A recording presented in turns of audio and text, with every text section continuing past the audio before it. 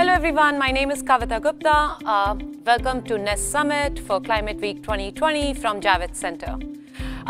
This week we have been talking about how to basically from generational impacts to impacts investments, green bonds, moving billions into the space, and how to have an accelerated impact. How can we not talk and actually learn from the person who moved the climate change and the climate activism to the national level during his run? Tom Steyer. Tom is an American hedge fund manager, philanthropist, and most importantly, an environmentalist. He's the founder and former co-senior managing partner of Farallon Capital and the co-founder of Beneficial State Bank. He came to national prominence with his Democratic presidential nomination run, which he used to bring climate change as the national agenda. I've got 4 kids between the ages of 26 and 31. I cannot allow this country to go down the path of climate destruction. Everybody in their generation knows it. We cannot put climate on the back seat all the time and say, we're going to sign this one more deal, we're going to do one more thing without putting climate first. That's why it's my #1 priority. We can do it in a way that makes us richer, but we have to do it.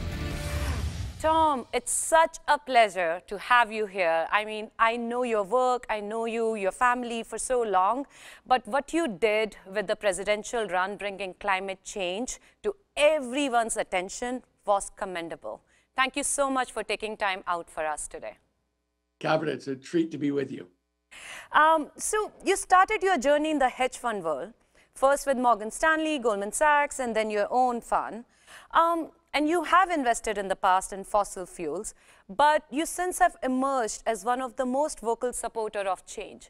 What triggered this, and how did you really started moving such a big capital into ESG lenses? Well, Kavita, you're going back in some of those things 40 years. Yeah. And so 40 years ago, I wasn't at all aware about climate change. I really became aware of it sitting around the kitchen table in our house, talking to our kids about what the future looked like and what we as a society needed to do really to have a just and prosperous future. And we realized about 15 years ago, oh my goodness gracious, our society's not dealing with climate. And I became involved really trying to figure out what was necessary and how I could help be part of the movement to take this from being a problem and a crisis to being an American success. And I thought at first it was about technology, that we didn't have the clean energy technology to accomplish what we needed to do. And then I thought it was about information and persuasion, that people didn't understand what was going on. It really was only about 10 years ago that I realized, oh no, this is a political problem. And when that happened, I started to get involved specifically politically to run campaigns around it. I quit my job in the private sector. I divested from fossil fuel investments, and I've devoted myself full time in the last 8 years to doing what my kids and I were talking about 15 years ago, which is trying to create a just and also a sustainable world for them, for the people today, but for them in the future, and for all Americans in the future. That's, and I realized I came to the conclusion about how to deal with it gradually, having come to the realization that we all need to come together to deal with it before that. That's like a long, long journey, and like you have built like the building blocks on top of it. But how was it when you walked into your capital and said, okay, we're going to start divesting? Like, how did that process go? Because it must be a shock to a lot of people in the office. I had to leave. Oh. Honestly, Kavita, for me to fully engage in terms of climate, environmental justice, economic justice, racial justice, I really didn't feel that I could be a professional investor anymore. I specifically had to get rid of all of my personal relationship from an investing standpoint to fossil fuels. Wow. I think that that was something I could not have any commitment or relationship with what I thought of as part of the, the basic reason that we're in this crisis. I will also point out, as somebody who was a professional investor for more than 30 years, that I believed at the time and continue to believe that investing in disappearing industries is not smart. That in fact, if you look in 2020, this year, the disproportionate number of non-performing loans in American banks like Wells Fargo and it relate to fossil fuel investments. So I think it's important for all of us to commit to a clean energy future, because that's the right thing to do and it will solve our climate issues. But in addition, I think it's the smart thing to do, both in terms of investment and also in terms of job creation. You just talked about job creation. You are now, has been tapped in to be the co-chair for Governor's Task Force in California on business and jobs recovery for COVID response. And you have always talked about creating more and more jobs using clean energy. How is that going and what's your vision about it? Well, I think that, the pandemic has caused a very sharp slowdown in economic activity in California and across the United States, and a real drop in employment. And at the same time in California, we've been experiencing by far the biggest and most destructive wildfire season that California has ever seen. We've had the highest temperatures in California history, including the highest recorded temperature anywhere on the globe ever this summer in Death Valley. So we're in a situation where it's all coming together, where we have a crisis in terms of environmental justice and climate, where we have to, in every sector of our economy, respond to that and to move to clean energy. And that also is a means for addressing our unemployment issues, because it's going to mean putting, hundreds of thousands of people in California and millions of people across America to work. Yeah. California still have fracking issues. What, as a person who knows Governor very well, who is working towards policy changes, what has been your stand on it? Look, I've been pushing to move away from fossil fuels as fast as we possibly can. Mm-hmm. And, in every instance, whether it's electricity generation, moving to wind and solar and batteries and hydro, or whether it is in moving to zero emission vehicles as fast as possible, rebuilding the built environment to make buildings much more energy efficient, or new forms of manufacturing and, regenerative agriculture. Those are all things that I have been advising on and pushing for in this task force, but much more broadly, that I've been pushing for society-wide America, across America and across the world for, well over a decade. Yeah. Tom, you had to leave, you had to burn your relationships when you decided you are going in this direction. Today, there are so many public equity vehicles which are available. If a family office or if a new hedge funds today want to be completely under ESG lens, are there any recommendations or suggestions you would have for them? I don't have any specific fund or index that I would recommend to people. When I started doing this, I was really at the front end. And so we went out and wrote our own rules about what we would allow people who are investing for us to do. And so, I think at this point, there are lots, as you said, of options for making fossil fuel free investments. But you referenced earlier, Kavita, Beneficial State Bank, the bank that Kat Taylor and I started about 15 years ago, which is a triple bottom line bank dedicated to being sustainable economically, working for economic justice, working for a green, sustainable economy, and specifically trying to support businesses owned and run by women and people of color. And so, there's a place where, it's not just not doing the things that are contributing to our energy crisis, our climate crisis, or our crisis around racial economic and environmental justice, but actually trying to support and encourage and empower the opposite, the good forces, the clean forces, the moves towards economic justice and fairness that we really need as a society to embrace. And so it's not just a question of not doing things, it's to understand that we have a huge opportunity in front of us to rebuild the infrastructure and the kind of guts of America, and that we're all going to have to participate that in a variety of ways. And for people who are investors, there are going to be gigantic opportunities to really participate in producing a sustainable and equitable society. Absolutely. I have a fun question for you now. If you are asked to work with the current White House, what will be your 3 top suggestions? Which I won't be, Kamala. Well, let's say you decide to be an insider and actually make some changes, hope positive changes finally, from this White House. What would you have anything like you think you can make those changes? Yeah, or look, the first thing I'd say is you're going to have to make sustainability and environmental justice a priority.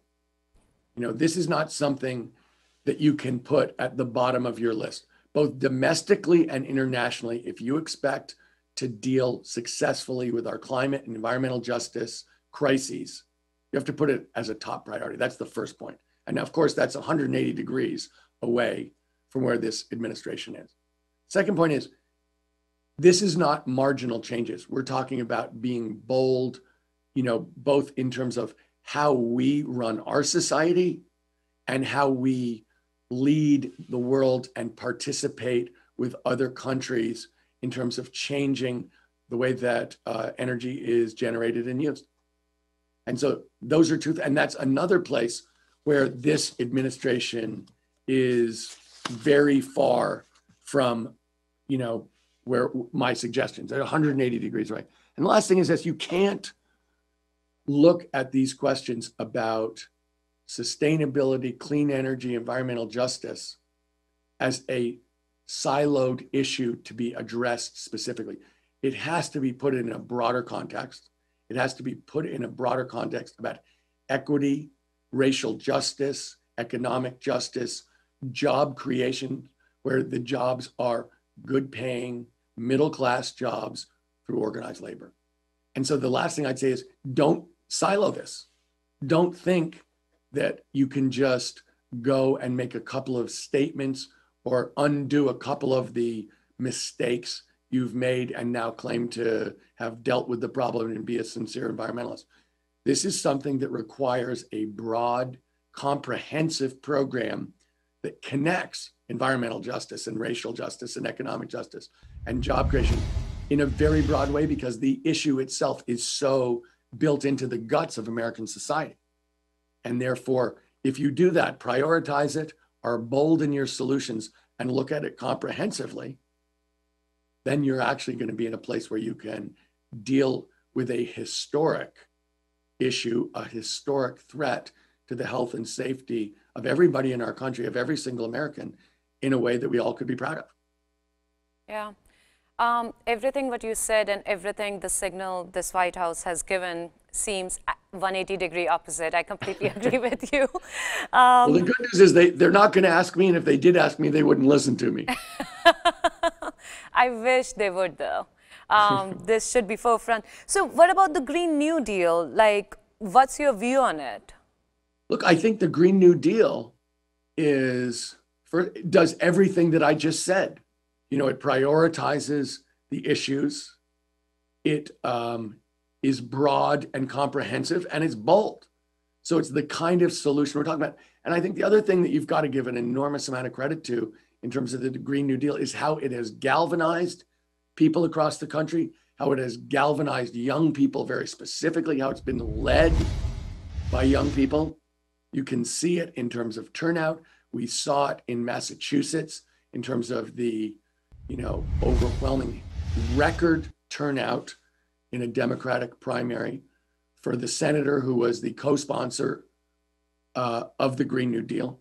Record turnout by young people with, support from young people in the Sunrise Movement.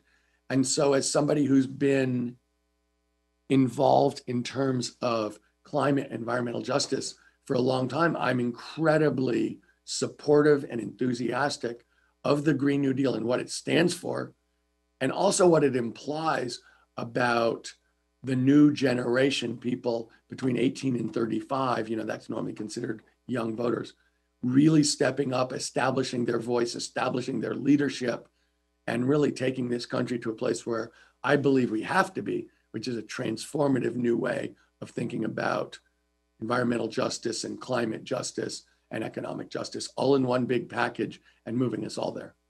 How long do you think it's actually, will it ever pass, and will it be like a federal policy? Do you think, what is it going to take to make it one? Well, Kevin, if you've looked at Joe Biden's climate plan, it is very progressive. It is very aggressive. It does take that comprehensive look where it's not just a climate plan dealing with the climate emergency, but also deeply steeped in environmental justice in the underserved Black and Brown communities where toxins and pollutions are concentrated, deeply connected with the labor movement and the need to respect the dignity of working people and working families, and making sure that we are creating over 10 million jobs through this plan, but ones that are going to be middle-class, good-paying union jobs. And so I think it's very realistic in terms of what we can get done, particularly if progressives, and absolutely essentially, if progressives do well on November 3rd, 2020. So when do I think this can happen? I think look, we're in an emergency. I live in Northern California.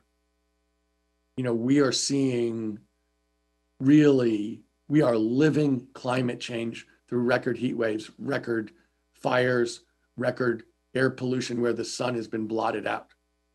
So do I believe that this can happen very early and must happen very early in a Biden administration supported by the Senate and the House of Representatives? I absolutely believe that's realistic.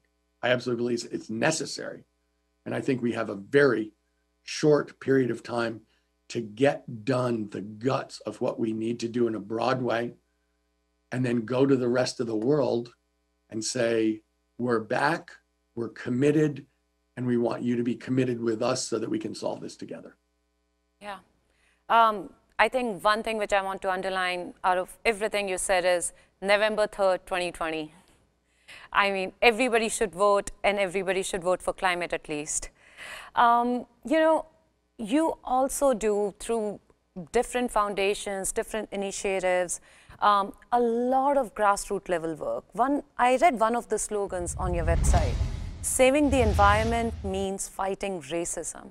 I would love to have more elaboration on it. Like, it's a beautiful slogan. It really did move me. Well, I've always believed, and all of my experience confirms, that there is no way to have a successful climate policy without starting with environmental justice, without starting with the people and the communities, underserved Black and Brown and Indigenous communities across America, where this society has concentrated its air pollution, its water pollution, and its toxins. And that unless the policy addresses the systemic unfairness of this system that exists, who gets sick from drinking the tap water? Who gets asthma from breathing the air? Who dies early because of the toxins in their immediate environment? Unless you start with those communities, with leadership and policy guidance from those communities, you're not going to have the right policies, and you're not going to have anything happen. And so for as long as I've been involved politically with climate and environmental justice, it's been in partnership with people from those communities, supporting people from those communities, and making sure that their ideas and voices are at the very forefront. And so it is impossible to me that we are going to come up with a successful climate program that isn't centered and founded around the ideas of environmental justice and redressing systemic wrongs of the most serious health impacts that exist in our society. And, that's how you do what's right. That's how you do what's successful. And honestly, that's going to be, I believe, the moral tenor and the moral leadership that's going to put us in a position to lead the world. Yeah. Very well said, Tom. Tom, I remember COP21. You were one of the biggest forces from US to get the pact together. You hosted more than 12 or 15 policy meetings, dinners, getting people together. Oh my God, you were such a force. And today, US is not the part of the pact. Like, I mean, it's been going on for the last couple of years. Do we have a solution? Is there a way for us to be back? Well, I think we're going to need new leadership in the United States if we're going to be international leaders on climate or environmental justice, or really anything else. I think it's quite clear that we are no longer, it's not just that we're not leaders, we're really not members of the international community. So I think it's going to be necessary to have a new administration. Yeah. I think we're going to have accomplished domestic legislative things and executive actions that show where our values are, where our hearts are, and that we're deadly serious. And then I think people around the world are anxious for Americans to step up and take the role that we've played for a very long time in terms of standing for what's right, standing for all the values that America stands for around the world. And I think that that's going to be a necessary ingredient for a coalition around the world to come together and solve our climate crisis. And so I think it's absolutely 85% of the CO2 emissions come from outside the United States. If we're perfect and nobody goes along with us, then this crisis is never going to be solved. So we have to do it internally. We have to have credibility internationally, but we have to do it together with the other nations of the world. And we have to understand that it's going to be as partners, cooperating together, sharing technology, and basically reinforcing each other's ability and will to get done what we all have to get done. No, I absolutely agree with you. And I'm like somewhere still in shock that it's been happening, but I really, really hope this changes because we, as you said, forget about leadership. We don't even feel like a member of this. I can't continue this conversation without talking about your amazing, inspirational wife. Like, I absolutely love her. You and Kat has beautiful ranch outside San Francisco, and you guys have amazing regenerative agricultural part and a lot of amazing activities happening there. Share something with us, share some initiatives, because I've seen some firsthand and it's always been super powerful. Kat Taylor has been involved with regenerative agriculture for a long time. And I think that she's been committed to the idea of healthy soils, of healthy agricultural practices, healthy food, and a regeneration of the land and a sequestering of carbon in the soil. And so our ranch has really been a scientific experiment by her to show that you can raise healthy animals, that you can restore the soil, and that it can actually be a net carbon sequestration from soup to nuts. And so getting regenerative agricultural, both for the sake of healthy diets for American citizens, and also as a way of sequestering carbon and partially addressing our climate crisis, but also dealing with the health of the soils and the more traditional parts of agriculture has been something that she's worked on and thought about and led on for a very long time. And I think that it's impossible to look at American society and not realize that we have real issues about health and food, and we have real issues about soil health.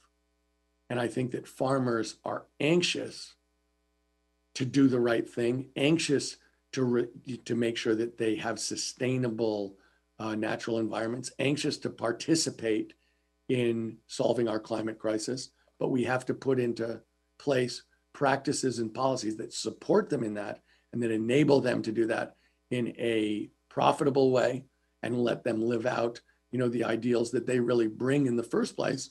But, they're living in a very competitive and difficult economic environment, raising crops. And so the policies have got to support them in that, and also support, dealing with our climate crisis. Wow. So, and I know all your kids, they are also very passionate about climate and helping from grassroots to all the way from the fund. So what does this entire legacy looks like, It's such an amazing family, like coming together. Kavita, I was at the memorial service for somebody who I admire a lot, who had done an amazing job, both in terms of starting businesses and being a international environmentalist. And at the memorial service, one of his close friends stood up to basically talk about how much positive impact he'd had in his life. And he said, if you can accomplish your life's work while you're alive, think bigger. And so when you ask me about legacy, my goal in this is to be to be a link in the chain, to be one of the people who's pushing for a more just and equitable world, who's pushing for the rights of human beings, who's pushing for a sustainable planet to preserve God's planet and to step up for the most vulnerable amongst us. And those are fights that have gone on long before I was born, and they're going to continue long after I'm gone. But I want people to think that when the chips were down, and they're definitely, all the chips are on the table right now, that I was on the side of, the right and trying to push to support people, to support the planet, and to try and make sure that in the future, people had the ability to lead the kind of life that America's been promising really since our inception, but actually to deliver that kind of equity, that kind of justice, and that kind of broad-based prosperity. Wow, very beautifully said. I can literally feel your words, Tom. My last question to you, Tom. What would be, during this climate week, one biggest message to the whole world, just not for US citizens, but everyone who is watching across the world, a call for action, a message which you want to leave them with? Look, I think what people have to recognize, and the message of this year and this summer, is we don't have a day to waste. It's not something we have to get to. It's not something we have to discuss and talk about. It's overdue. We have to make up for lost time at this point, because we're in a crisis and an emergency. And the idea that we can be deliberative about this is not true. If you look at the science, and COVID brings home that if you want to deal with a scientific issue, deal with the data and the facts. The data and the facts say we have no time to waste. We are in a sprint using the intelligence and will of human beings around the planet. We're in a sprint against the forces of nature that we've unleashed that threaten the health and safety of everybody on the planet. And we do not have a single second to waste to try and put ourselves in a place where we can have a prosperous, we can have a healthy and safe future, and we can avoid almost unimaginable human suffering, and something that we would be, it's almost too much to contemplate. It is something we would be horrified to accomplish, and that we can absolutely avert if we come together and do what we all know is necessary. Very well said. And I have a surprise question for you before we let you go. A youth activist, Alexandria Villasenor, who also spoke at DNC all about climate activism, had a question for you. And we're going to play the video from her, and I'm very excited to see what she has for you. Hi, Tom. Recently, we've seen the entire West Coast go up in flames. And while these fires are fueled by climate change, our outdated infrastructure and poor forest management have also made these fires worse. Part of your campaign was climate resilient infrastructure, and I was wondering if you could tell us more about what this would look like in the future. So it's absolutely true that our practices around forestry have exacerbated the extent of our fires. And there are lots of things that we can do in terms of the way that we manage forests, in the way that we manage underbrush around buildings, to minimize the impact of what's going on in terms of fires across the West. But let me say this. Those fires are a direct response to heat waves that are the hottest in history. They're a direct response to a fire season where we have extreme fire risks for an additional 2 months. We have multiples of acres that are now at extreme risk. I think 9 times as many acres are at extreme fire risk. So there are ways for us to adapt to this more thoughtfully and more effectively, and we should absolutely pursue that kind of adaptation and be smart about it. But there's no way that that kind of adaptation can solve the underlying problem, just as adaptation is not going to solve our climate crisis. Ultimately, if you look at the kind of heat that we're having, we had the highest recorded heat ever on the planet this summer in California. Phoenix has, in 2018, had 128 days in Phoenix, Arizona, over 100 degrees. Human beings can't adapt to the kind of heat that we're going to see around the world unless we deal with our climate crisis in terms of its causes. And so, should we adapt? We absolutely have to adapt. We will adapt. We're going to have to do that on a near-term, immediate crisis basis. But long-term, the idea that we can adapt to what scientists are telling us will happen if we don't get off our fossil fuel addiction, if we don't get back on a sustainable path, is something that human beings, we adapt very slowly to changes in nature. And the pace with which this is happening is not something that we can adapt to over time. We've got to change the course of what's going on now, and we've got to come together to change that. And of course, we'll use the smart adaptation, but ultimately, we're going to have to get back on a sustainable course that's healthy, that takes care of people, and that's equitable. Yeah. So we are in an emergency situation. The need is now, it's urgent, and if we don't make any changes in a positive direction, the chances of our survival are very, very few. I mean, that's my biggest takeaway from this conversation. And I'm not going to see you in the current White House. Those are the 2 takeaways. Let me tell you one other thing, though, if I could, Kavita. Yes, please. Human ingenuity is incredible. We're on a worse path in the natural world than people ever expected. But our ability to deal with it, our engineering and technological breakthroughs have been faster and more important than anyone expected either. So yes, we're in an emergency situation. Yes, we have to act, immediately and forcefully, but our ability to do that in a way that will be actually net job creating, will create more equity and a healthier society exists too. So yes, we have to do it, but our ability to do it is greater than it's ever been and better than people expected. Thank you, Tom, with those amazing last words. Thank you so much for taking time out. Thank you so much for helping us with the Climate Week to understand the urgency of this situation. And stay safe in California, and please give our love to Kat. Thank you very much, Kavita.